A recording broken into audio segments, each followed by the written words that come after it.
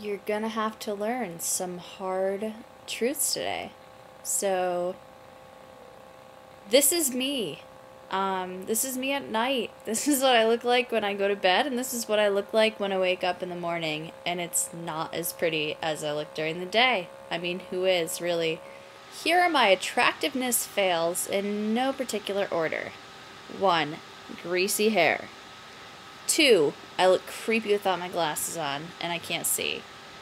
3. Adult acne. I'm 25, people. I shouldn't have to order Proactiv at this point. Should have had to do that when I was 12. Sky has set some really good rules for vlogging. 1. No glasses glare. Fail. 2. Wear a bra. Fail. 3. Good lighting. Debatable. You be the judge.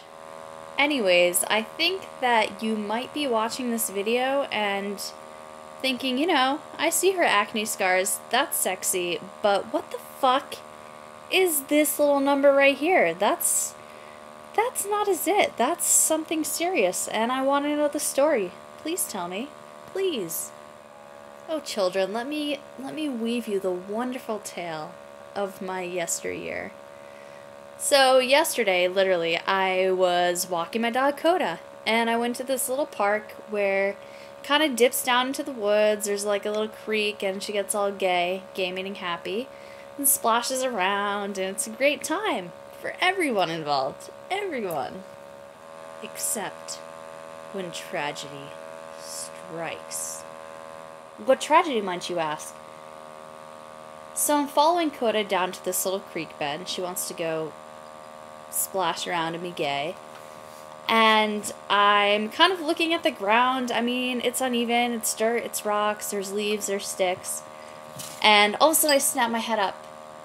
And in about 0.2 milliseconds, I had snapped my head up, knocked my glasses off. There's a demonstration. My glasses are now on the ground, and I can't see anything. And I just feel like this really sharp pain in my forehead. And I realize that there's like this dilapidated tree branch that just came and knocked me on my ass. So I guess the tree branch didn't come at me. I guess I kind of came at it, if possible.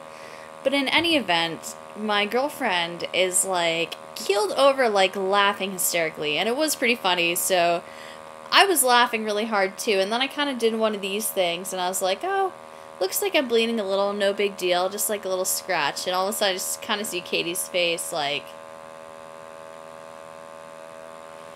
she peels off her long sleeve shirt and makes me, like, wrap it so hard around my head, because at this point I've started, like, gushing blood out of this small cut that I have, and Tracy, I look like a terrorist, like the turban that was wrapped around me, and I had to hike out of this park, which is like, it kind of, like I said, it goes down the woods, so I had to hike up this hill like 15 minutes, like, with this turban on, like, putting pressure on the wound, just trying to get back to civilization.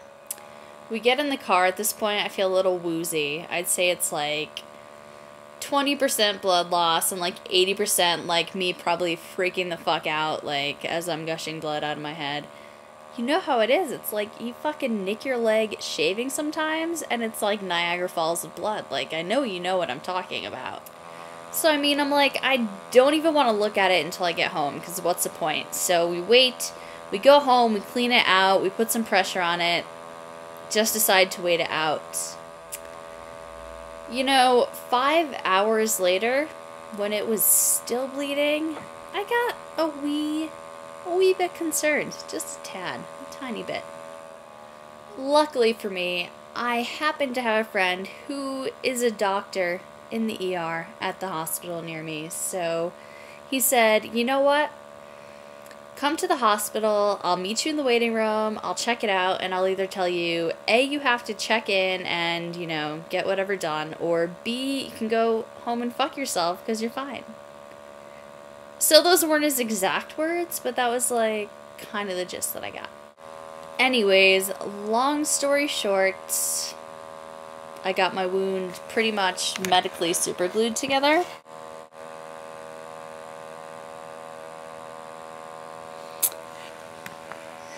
It just kind of looks like a bad burn from a curling iron or something now, but rest assured you that this, before it was compacted into this neat little package that you're seeing right now, it was just like...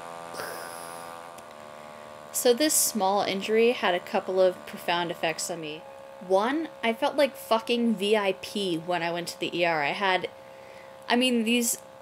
There are so many people that actually really need to be seen for things, and I've got, like, a doctor who walks out as I walk through the door that's like, hey, what's up? Let me check you out. Let me take you back. All right, I'm going to take care of you. All right, there you go. I was in and out of the ER in, like, 5 minutes flat. Like, I felt like VIP. I really did. 2, I'm not an asshole. I have an appreciation for the people that actually really needed to get into the ER and didn't have that sweet connection. You know, I realized that this right here sucks balls, but there's a lot of shit that sucks balls more. See, this sucks because it makes me super nervous all the time. Like, I get, like, it's just Durabond, which is, like, kind of an adhesive, and it's, like, if I sweat too much, or if I get it wet too much, like, it's just gonna open back up, and I'll have to, like, get it stitched, and I'll have, like, a huge scar. Like, this is my moneymaker, people. Like, this is my fucking face. I've gotten a lot of grief for it, and, a lot of people laughed at me at work, and I kind of laughed, too. Although it wasn't that funny, because I had to go get, like, a tetanus shot this morning, and I've got, like, a potential scar on my face brewing right now, but you have to have a sense of humor about these things, I guess. Anyways, so my girlfriend's camping in the snow right now, God bless her, and I had a good night anyways, and apparently I'm tired, and one other thing I'd like to share is that I am wearing, like, a red hoodie that I'm also wearing red sweatpants, so I'm just kind of tomato themed tonight. And I'd really like to not apologize for how less attractive that I've made myself appear tonight. If you had even an inkling of a crush on me, it's probably gone by now. Either way, I hope you have a good night and a pleasant tomorrow. Peace out.